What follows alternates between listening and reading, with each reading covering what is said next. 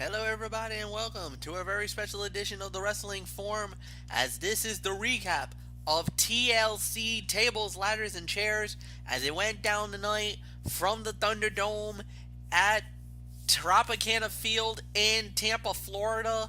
And guys, we're just gonna dive right on in.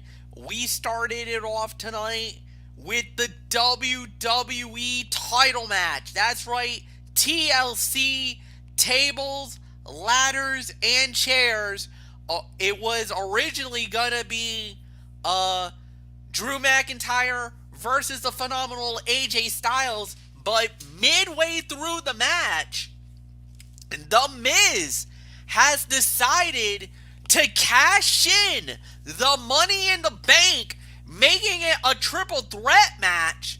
So when it was all said and done, the winner of the match, in a total allowed time of 27 minutes and 5 seconds, and still the WWE Champion, Drew McIntyre, he successfully defends the title.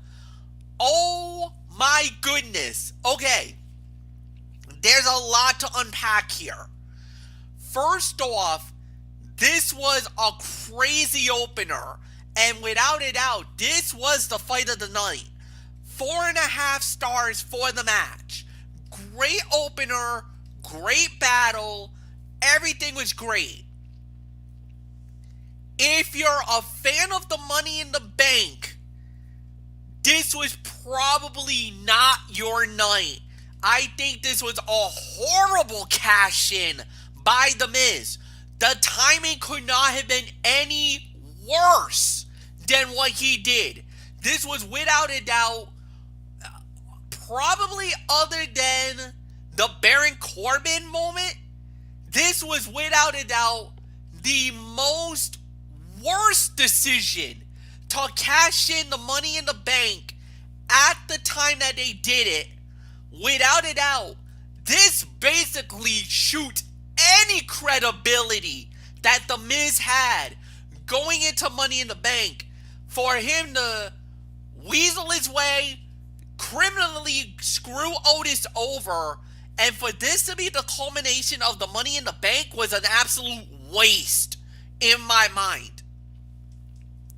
This doesn't hurt AJ Styles at all either, because of the fact that in a hindsight, The Miz hijacked the moment on AJ.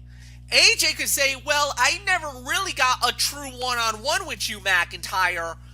I could get another shot at the belt. Now, you could say, well, yes and no, but The Miz kind of did hijack the moment by trying to go on his own to try to win the title, thinking, hey, triple threat, I can do this.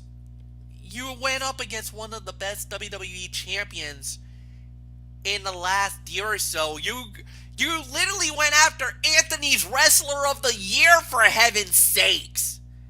You made a big mistake, Miz, and it bit you clearly in the bum tonight. And you only got yourself to blame for this one. Drew McIntyre overcomes the odds once again, proves why he is. Yeah, I'm gonna say it. He's definitely in line to be named the Superstar of the Year. No doubt about it. I can't deny it. So, 4.5 stars. Fight of the night. Anthony Florio, the champion, remains the champion. Your frontline soldier of Monday Night Raw is still the top guy in WWE.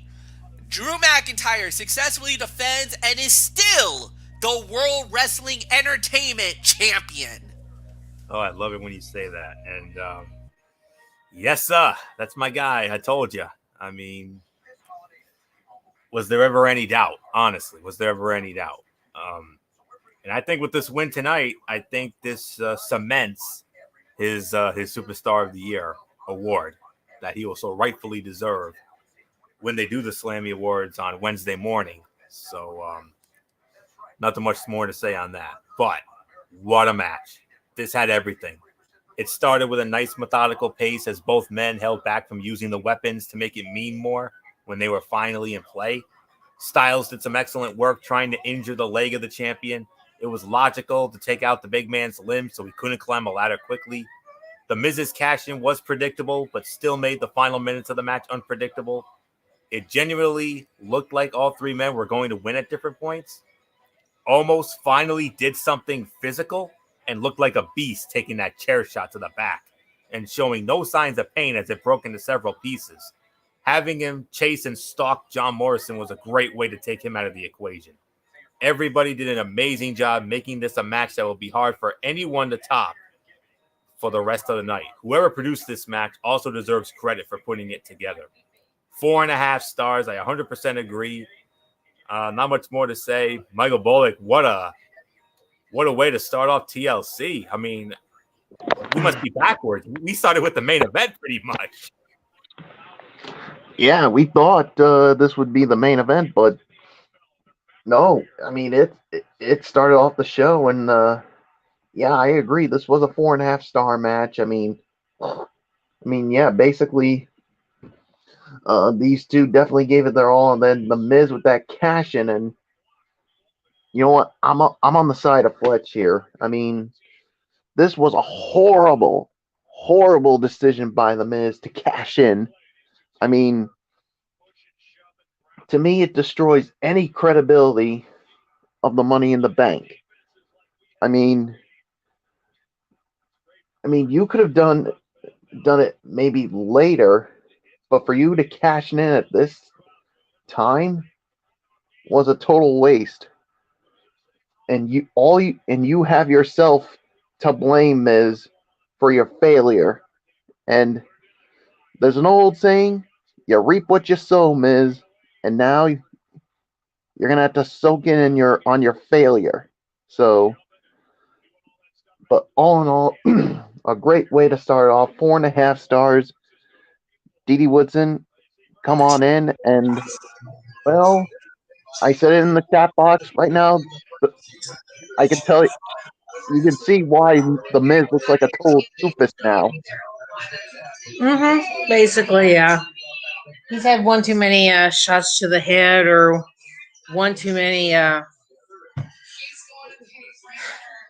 French people in his house, I guess you could say, French Canadians, since he lives with his mother-in-law and his mom. I don't know what to think about this. I mean, The Miz definitely made a bad choice cashing in tonight. Maybe Morrison said, "Hey, look, this is your opportunity. Let's go." I don't know, but seeing the big man chasing Morrison out, I mean, that was awesome. Definitely the match of the night, and definitely glad to see that McIntyre is still on top, and that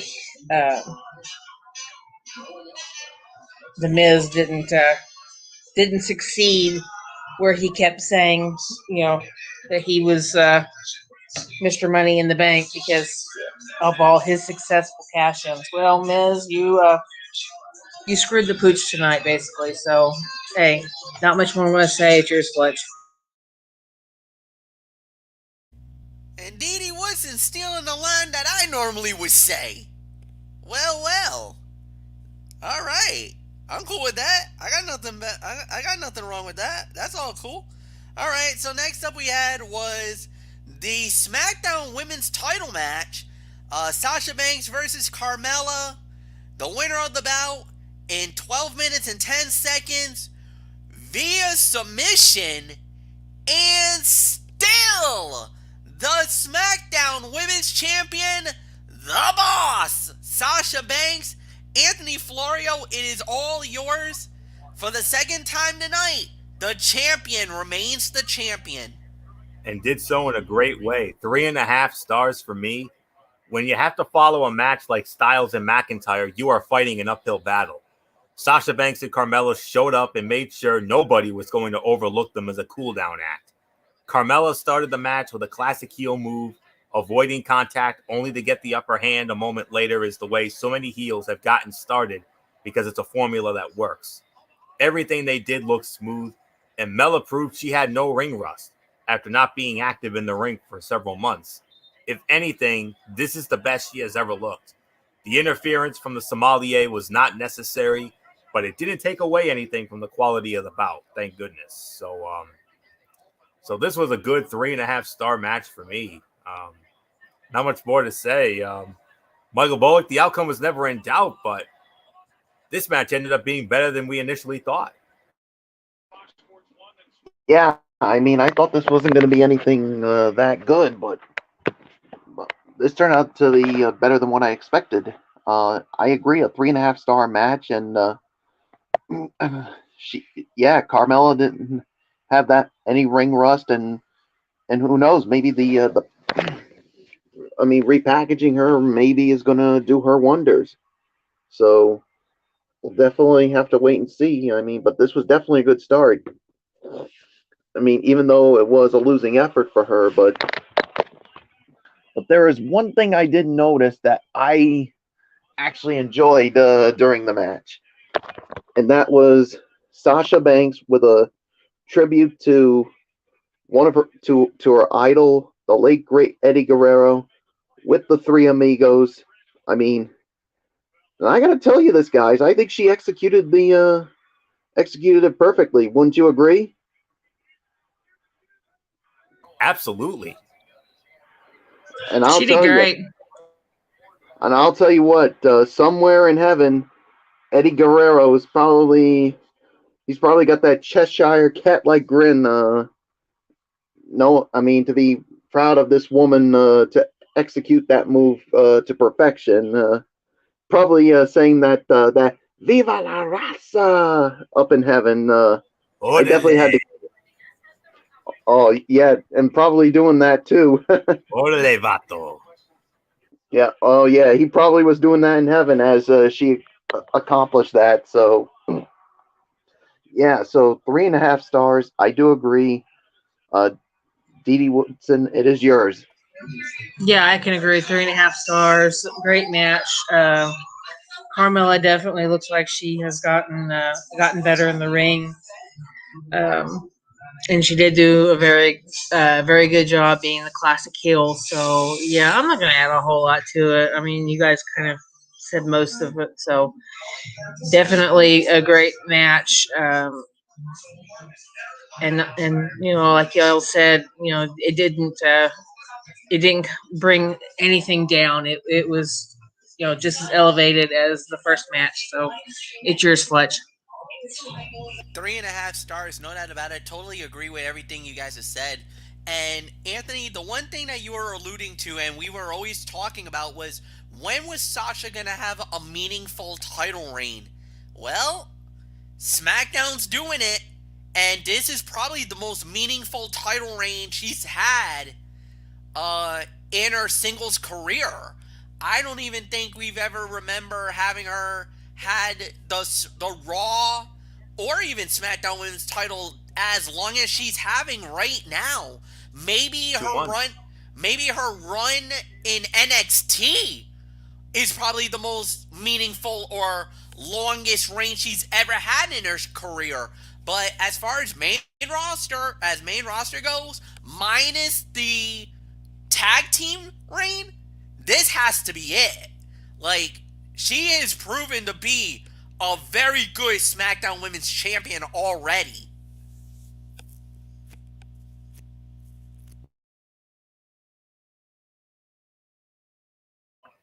You're on mute.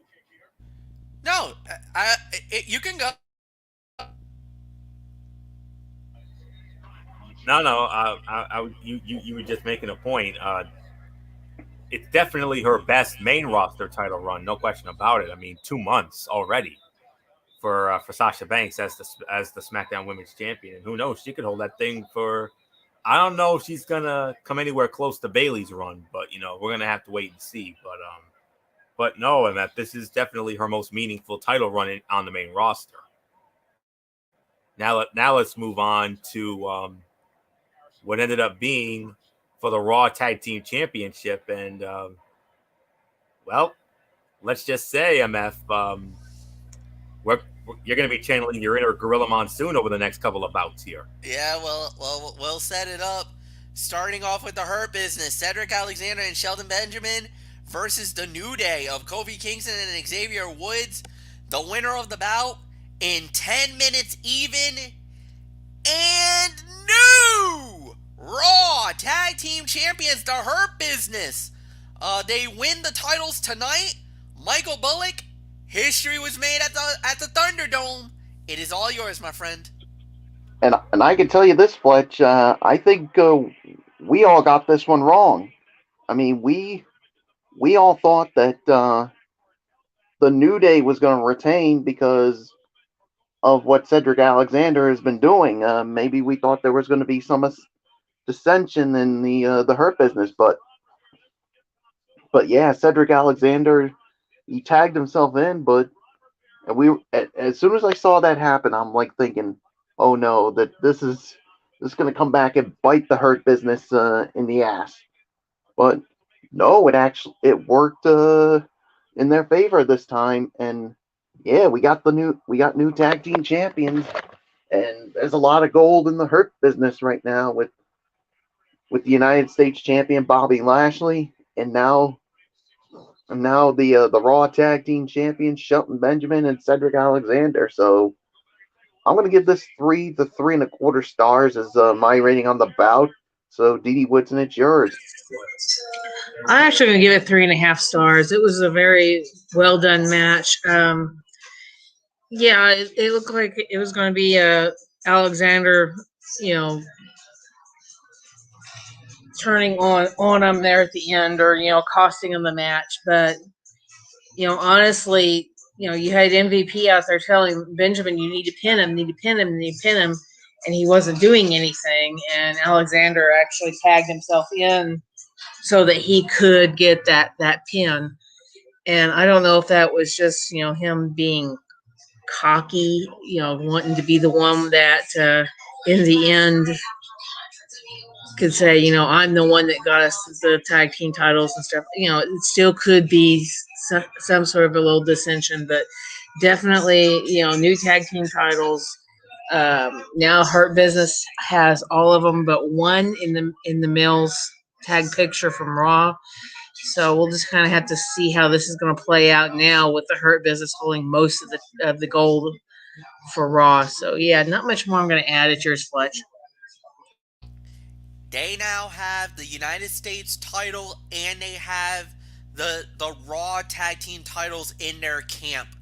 The only belt that is missing when it comes to the Raw end is the WWE title.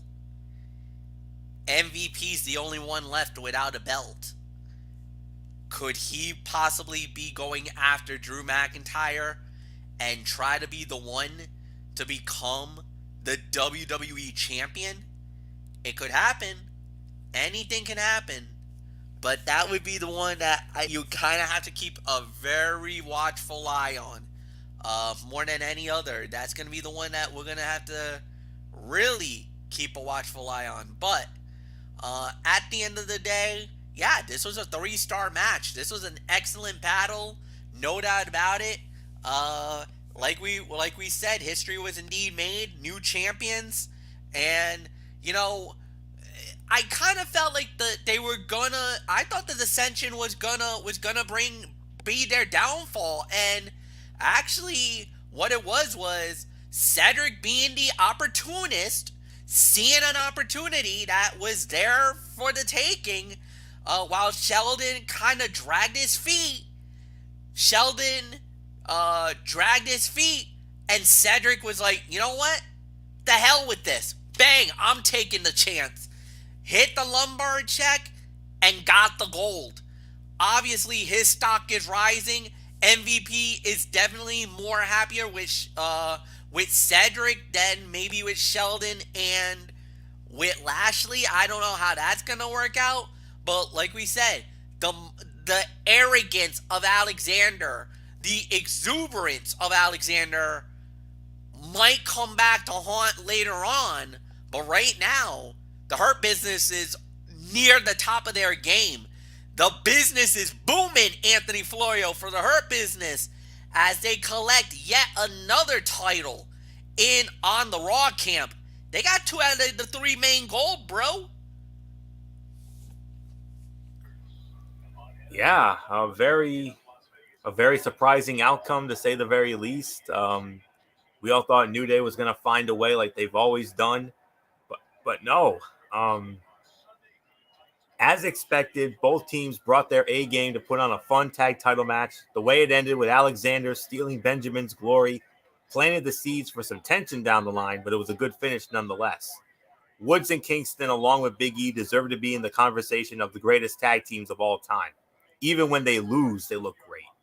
The Hurt Business adding more titles to their stable is a good thing, as they have been one of the best parts of Raw for a long time.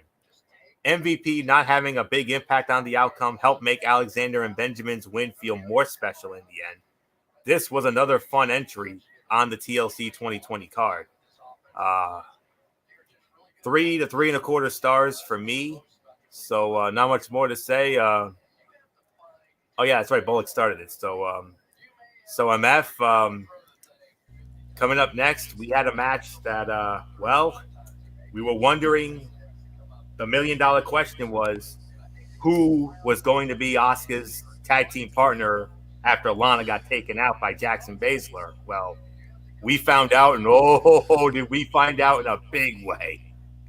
Yes, indeed. For the WWE tag team titles, for the women's tag team titles, it was the champions Nia Jax and Shayna Baszler. They went up against Raw Women's Champion Asuka and her partner, making her return to WWE tonight, the Queen, Charlotte Flair. Woo! I was waiting for that, Bullock. I knew it was coming. And the winners of the bout in 10 minutes and 5 seconds, and new WWE Women's Tag Team Champions, Charlotte Flair and Asuka. Okay, there's a lot of history that was made here tonight. For one, for Charlotte Flair, it makes her a Grand Slam winner. She now becomes, I believe, she's now the 3rd or 4th woman to actually, no, the 3rd woman ever to pull this off. Along with Bayley, along with Sasha Banks, Charlotte Flair has now won all 4 titles in Actually, no, she's the 4th. Asuka has also pulled this off as well. So she actually becomes the 4th Grand Slam winner in WWE's history, joining Bayley, joining Asuka, joining Sasha, and now Charlotte to win all 4 titles in WWE. The Raw, SmackDown, Women's, and NXT Women's Championships. She's done it all in the company. For Asuka, she now becomes the 3rd woman ever, along with Bayley, along with Sasha, to now have 2 reigns as the WWE Women's Champion, and more importantly, she becomes Asuka 2 belts. Dee Woodson, you're the one who got credit for that, so we're not gonna. We give you the credit for that phrasing. You can trademark that, get the royalties. But more importantly, it's all yours, my friend, as we got new champions. Now, if I knew how to say 2 in her native language, I would do it, because I'm sure that's how they're going to probably end up doing it, since Bayley did dos. Huh? You say it's knee. Knee is 2 in Japanese. Okay, yeah, so she's Asuka knee belt. So yeah. Like I said, Bayley did the dos for Spanish. So yeah, this is definitely big for her to be one of the few that can say that they've had the two belt reign at the same time. I mean, you started all this basically with Becky Lynch having Raw and SmackDown. Then we have, both Sasha and Bailey who had either a Raw title or SmackDown title plus the tag titles. Now we have Asuka that's doing it. So I mean, this is great for her, and it was also very great to see Rick see Rick in the back, to see Charlotte actually come out there tonight, and she definitely didn't have any ring rust either. She did an amazing job tonight, and it was kind of nice to see the deer in headlight look on Nia Jax's face when she saw Charlotte coming out as the partner.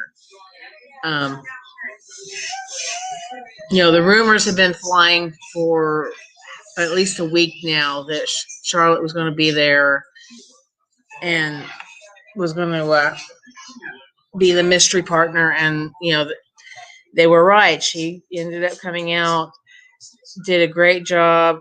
Her and Asuka working together. They looked very good together, worked very well together, and they pulled it off. For me, I'm going to give this.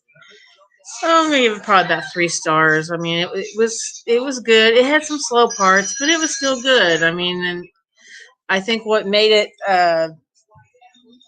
the most spectacular was just the fact that you had that big return with Charlotte, and a lot of really big bumps that came off of it. I mean, I would go a little higher, but like I said, there was a few slow points there near the beginning. But other than that, I mean, this was great. That what more can you ask for after everything we've had so far at the beginning of the show? I mean, this is still an awesome match. So it's yours, Fletch. Yeah, this was amazing. This was a great. First off, look, we heard a lot of rumors. We didn't know if it was true or not. There was one rumor going around that Charlotte was pregnant. Well, those rumors are absolutely false. Charlotte looked great. She was a little slow in parts. I think she was just trying to get back into the action. She didn't show that much ring rust, which was great, but it was slow in bits and pieces. But the outcome is a pleasant one. I think it's a great moment, and for her and for Asuka to win the titles, that's a great moment in itself. Now the question becomes is what's next? What happens now that Asuka and Charlotte are champions? Can they coexist? Can they work together as a team? Plus, remember, Asuka is the Raw Women's Champion as well. So she's going to have to balance 2 titles right now. So you got all of the women going after her. You got another part going after her. So there's a lot going on that needs to be done within the next few weeks. So I don't know how this is going to look or what's going to be playing out, but this is going to be very interesting to see. 3 stars for me for the rating of the match. I thought it was well done, craftively, beautifully, and I'm just happy Charlotte's back. She looked amazing, and just like a proud papa moment. I know Rick is ecstatic that his daughter is making more history as she's going along. She's definitely been rising. You could even make an argument for her to be the women's superstar of the year. I mean, she's had an incredible 2020. Despite the injury that happened that sidelined her for months. Think about this. She won at WrestleMania to win the NXT women's title over, at the time, one of the best champions that NXT had in Rhea Ripley. And now tonight, her first night back since injury, and she goes out and captures the WWE Women's Tag Team titles to solidify herself as a Grand Slam winner. Anthony Florio, it is all yours. Aren't you forgetting something, Emma? Well, I well, said it. I said it earlier. no. Not just the history. No, not that. You What? already did that.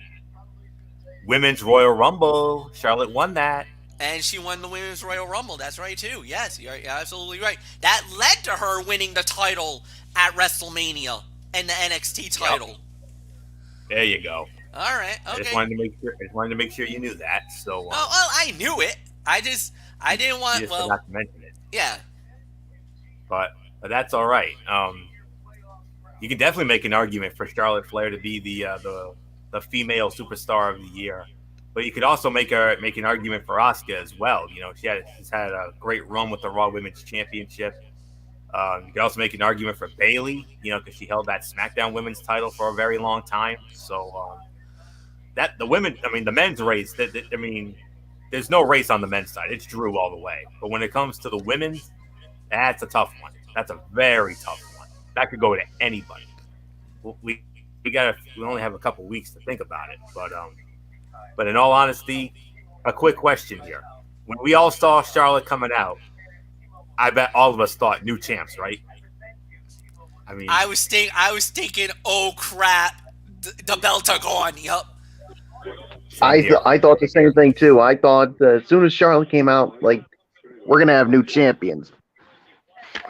And I'm sure Didi concurs with that as well. So, but anyways, by default, this was the worst fight of the night, even though it was not bad at all. It's only because the other matches were just so good, and 3 stars to another 3 to 3.25 star match. This was easily the best match Jackson Baszler have had since they teamed up, and a lot of it has to do with who they were facing. Asuka and Charlotte have fought many times, but they made for a good team. With Asuka now holding 2 belts, it'll be interesting to see if Charlotte asks for a title shot in exchange for helping her win the tag team titles. This bout kept the show moving in the right direction and was much better than what we would have gotten if WWE had kept Lana in the match. The reveal of Charlotte was spoiled earlier in the day by a lot of journalists and a lot of dirt sheets, but the match lived up to its potential. Even though it was a little too short, but it was still a well-worked match, and definitely made this. And when I saw Charlotte, okay, this pay-per-view just became a 4 big match pay-per-view, and it delivered. So 3 to 3.25 stars. Charlotte makes history, the 4th woman to win the Grand Slam of WWE. NXT Women's Champion, Raw Women's Champion, SmackDown Women's Champion, and now a co-holder of the Women's Tag Team Championship. Of course, earlier this year, she also won the Royal Rumble match. The one thing that Charlotte has yet to do is win the Women's Money in the Bank. That's all she has to do. If she ever wins a Money in the Bank in the future, then she'll have won everything that WWE's women's division has to offer. Maybe one day she'll do that too. But for right now, bow down to the Queen. The Queen is back, and oh boy, what a shot in the arm for the Raw Women's Division now. Now that we got the Queen back, oh boy, that just made things very, very interesting in the women's division, no question about it. So, in the immortal words of Jim Ross, business has indeed picked up. So, not much more to say. 3 to 3.25 stars. Michael Bullock, the Queen is back, and it looks like she never left. Wow. Oh yeah, it looked like she never left, and 3 to 3.25 stars, and by default, this was the worst fight of the night, even though it wasn't even a bad match at all. I mean, as soon as she came out, I'm like, yeah, we're gonna have new tag team champions, and that's what happened. And she certainly did not lose a step, and I mean, she becomes the 4th woman to complete the Grand Slam, and I mean, the Queen is back, and she hasn't lost a step, and that it's a shot in the arm for that women's division. So Well, I mean, I think what's next now, well, for Charlotte anyway, I think she's got some unfinished business with the person who put her on the shelf in the first place, and that's Nia Jax. So I'm sure she's gonna wants to finish some unfinished business with her before whatever her next move is. So yeah, 3 to 3.25 stars. The Queen is back, and everybody will bow down to the Queen. Woo! It's yours, Fletch. Then we go to the match for the Universal Championship, as it was Roman Reigns versus Kevin Owens, the winner of the bout, in 24 minutes and 45 seconds, and still the WWE Universal Champion Roman Reigns, 4 stars. Okay, it wasn't as good as the WWE title match, but this was damn good. This was excellent. Great match, great battle, great war. Everybody played their parts great. Roman Reigns was amazing. Kevin Owens was amazing. Yes, Jey Uso got involved. He did interfere on the behalf of the tribal chief, but the moments that he got in were timed perfectly. And this was, without a doubt, a great championship match. But it does leave the door open, maybe for a rematch for Kevin Owens. Owens could probably say that I got an unfair shake. He could probably want to throw the proverbial gauntlet at Roman if he wanted to. We could see another match. This could end up being a rematch for the Universal title at the Royal Rumble. We'll have to wait and see, but this was a great match. 4 stars for me. Anthony, it's yours. A little underscored as far as I'm concerned. This was 4.25 to 4.5. I mean, Owens and Reigns came into this contest having watched Styles and McIntyre burn the house down, but they were up to the task of matching them in every way. The intensity of both men was off the charts. This was a top-tier performance from both superstars, with Jey Uso providing just enough backup to give Roman Reigns the edge. The way they started with KO attacking Reigns out of nowhere helped make the match immediately feel different than the TLC bout we saw earlier. They used the weapons more often, but in ways that made sense. It would have been cool to see Jimmy Uso return, but that might have been one too many people involved. Frankly, this should have main evented the pay-per-view, as far as I'm concerned. But, after what we saw at the end, I think we understand why they went with the direction they did. So that's really all I can say on this. 4.25 to 4.5 stars. Michael Bullock, wow. So that happened. What a match. Yeah, what a match it was. 4.25 stars for me. I mean, yeah, this was definitely a great match. I mean, with all the 6 spots that we saw with the with them getting driven through tables. I mean, my goodness. I mean that. Yeah, bodies were screwed all over the place, but in the end, it was the tribal chief who continues to be at the head of the table. So, yeah, there's really nothing more to say. Dee Woodson, it is yours.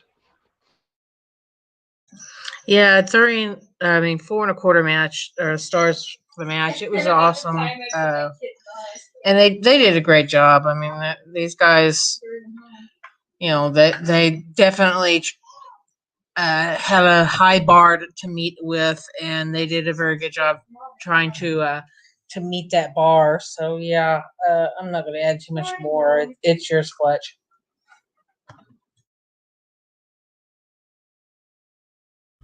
All right, guys, and we do indeed go into the main event of the evening, the Firefly Inferno match. Randy Orton versus The Fiend Bray Wyatt. The winner of the bout in 12 minutes was Randy Orton. Basically, Bray Wyatt, The Fiend had the mandible claw on Randy Orton. Orton kind of spun him out of the way into one of the areas where where there was fire, and that lit up the Fiend. But then it got sadistic. Randy Orton drops an RKO on the Fiend that momentarily put the fire out. And then Orton goes to the outside, gets a gas can, basically pours the gas over the Fiend, goes outside to get the matches, light the match, explosion. The Fiend blows up in fire. And this, my friend, was the sadistic, vile, and evil Randy Orton. And once again, Orton tops Wyatt, burning literally the essence of the Fiend right out from under him. Anthony Florio, a lot of people talking about how uncomfortable they felt. Didi Woodson and Michael Bullock felt that was completely unnecessary what Randy Orton did post-match. But my God, what an image that is at the end of the night. A burning, on fire Fiend and the sadistic Orton, that psychotic legend killer. My God, man, what the hell did we witness?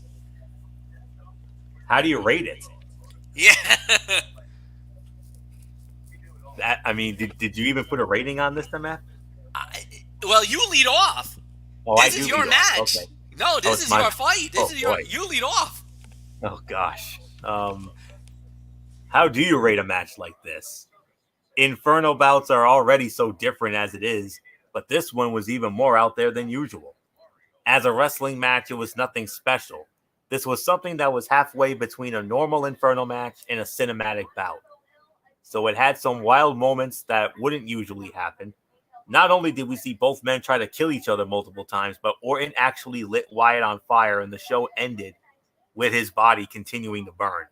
This is going to be hard to sell in the coming weeks, but it made for a cool ending to the show. While there was nothing technical about this, it was something unique, and that is hard to come by these days in professional wrestling. Some will love it, while others will call it the worst thing ever. In reality, it is both and neither at the same time. I really don't know how to rate this, so I'm just gonna give it an NA because I really don't know how to rate this. So nothing more to say. Bullock, I don't know how to rate this, but that lasting image is gonna be scarred in our mind, maybe for the rest of our lives. Oh my God. Yeah, that was. I'll say it, guys. This was on that last part was. It was uncomfortable to watch. I mean, to see someone get lit on fire. I mean, Fletch. I mean, we've seen Randy Orton. I mean, we've seen him do some pretty sick things before, but this is. Wouldn't you agree, Fletch? This is really taking it to another level of sickness. I could say I've seen some messed up stuff that Orton has done in his career. This has to be one of the most vile things he's ever done. So yeah. I mean, he's done some messed up stuff, but this took the cake. And I'll say it, Fletch. I'll say. I mean, he makes what he did to Stephanie McMahon look like nothing. I mean, that's how vile it is. It was. I mean, wow. I mean, I'm with Florio here. I don't know how you rate this. I mean, I'm just going to give it an NA just because I don't know how the heck do you rate something like this.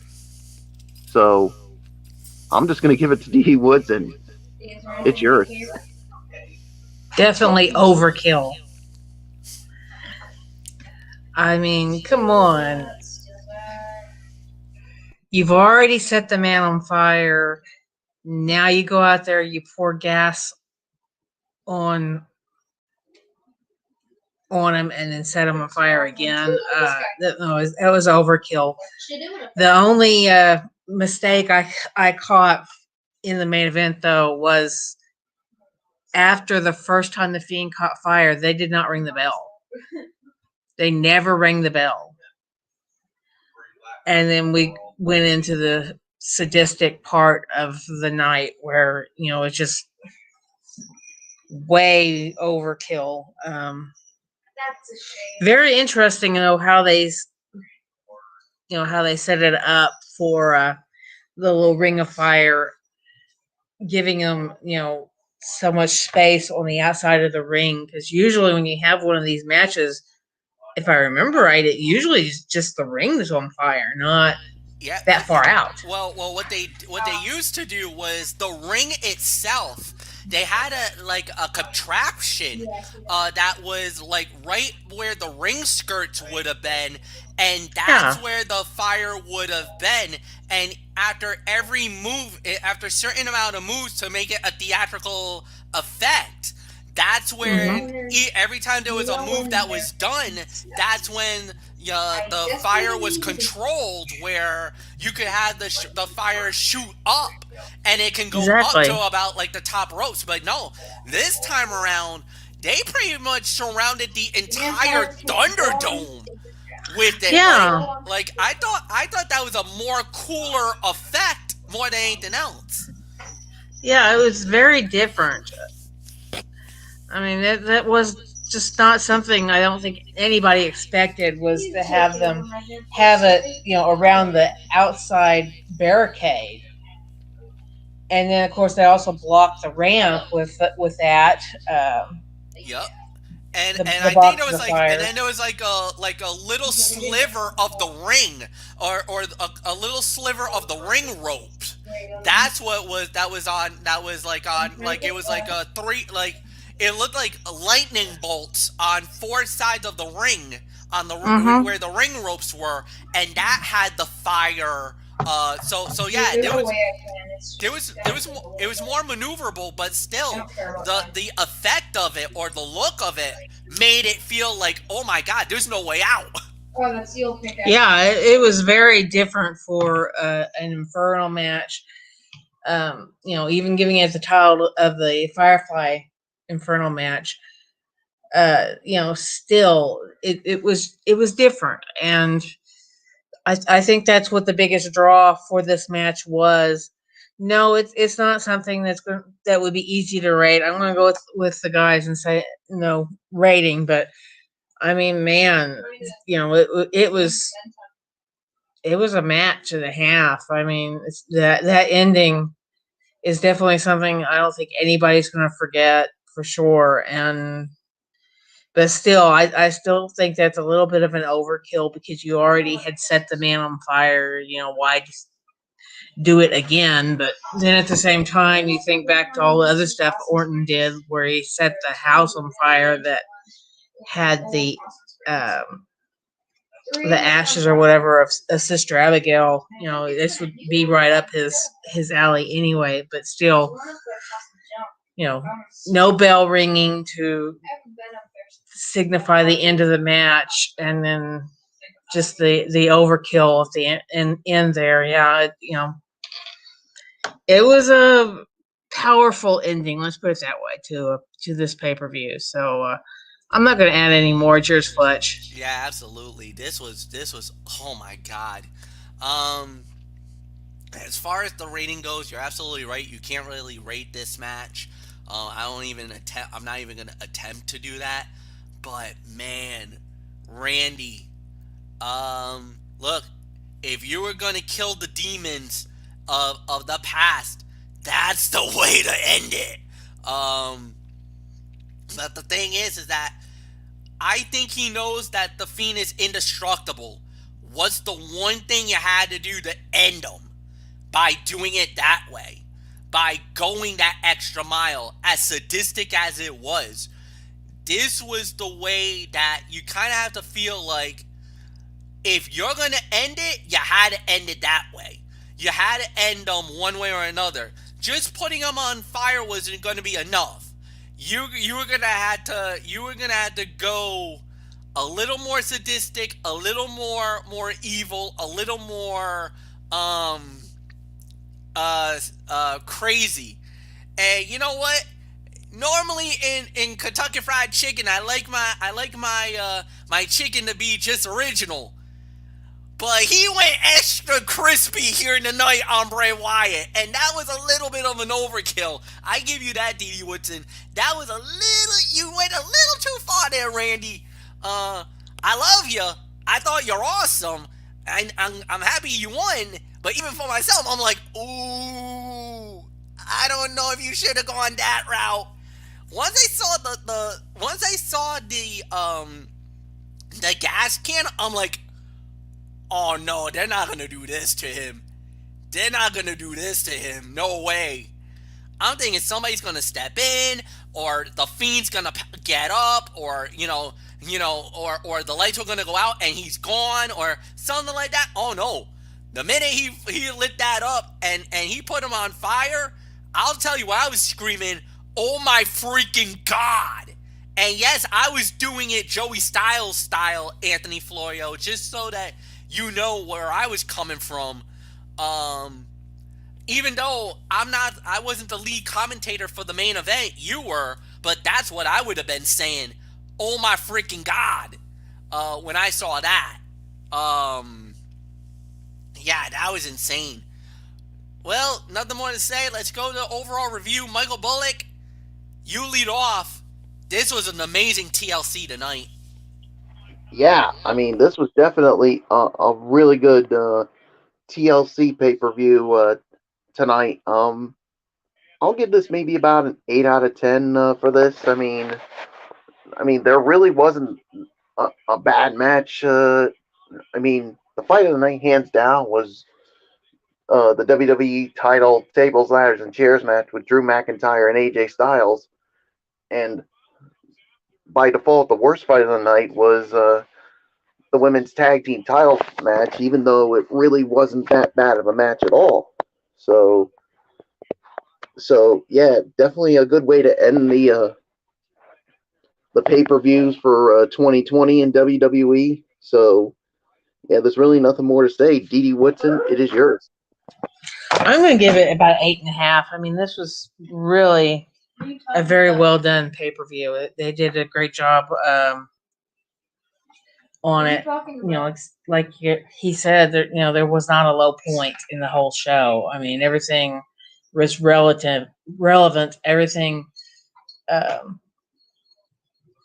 was at that high peak level. I mean, you could compare this to one of the NXT pay-per-views that we've always rated that were so high. This actually fit into that frame right there. I mean, this was awesome. This was great. They just kept it going. They didn't give you a slow match. They didn't give you a cool down. They just kept that energy level at that high rate. So yeah, I mean, great pay-per-view. Awesome job for WWE, bringing it home and making this, the best ending to 2020 that they could do. And so now, what are we going to expect here in 2021 with the, the first pay-per-view being Royal Rumble? We'll have to see what happens with that. But I got nothing else to add. So good night, guys. Good night, Dee. 8.5 out of 10, without a doubt. Dee made a very valid argument, and she's absolutely right. I'm going to go as far as to call this, out of all of the B pay-per-views, this was the show of the year. This was better than any other pay-per-view they've had up to this point. Maybe we could make an argument that maybe either, because I could even make an argument that other than the Royal Rumble, this has to be the best pay-per-view WWE has ever put on all year long. And it had to be the last pay-per-view of 2020 And this was by far the best show inside the Thunderdome. Like, it doesn't matter if it's the newest iteration of the Thunderdome or when they had it back in Orlando. This was their best show by a mile. This was NXT takeover worthy. 8.5 out of 10. Anthony, it's yours to close the night. Yeah, 8.5 out of 10. The main event keeps this out of the territory of being an all-timer. It wasn't putrid, but it was kind of just there. Meanwhile, you had Roman, Kevin Owens, and AJ and Drew in TLC bangers, as well as the Raw tag title and SmackDown women's title match that were both better than expected. Throw in the Charlotte return, and it is a show of the year contender for sure. And if that main event had been any better, we'd be going even higher than this. But you can make an argument that this may be the WWE pay-per-view of the year for 2020. Even though, the Rumble was amazing. We're just going to have to wait. I mean, it's between this and the Rumble for sure. Because, very hard to rate because of the unique and crazy year we had, which I pray will get better as we mercifully put an end to this year in a good 10 to 11 nights from now. So that's really all there is to say on this. This is definitely a show of the year contender for this year. So there's really not much more to say. I 100% agree. This is an 8.5 out of 10, no question about it. And MF, I'm very curious. We know there's going to be ridiculously Raw tomorrow night. We know that, but how in the world are we going to do Wednesday? And let's not forget Christmas is on Friday. Let's not forget that. All right. Here's what's going to happen.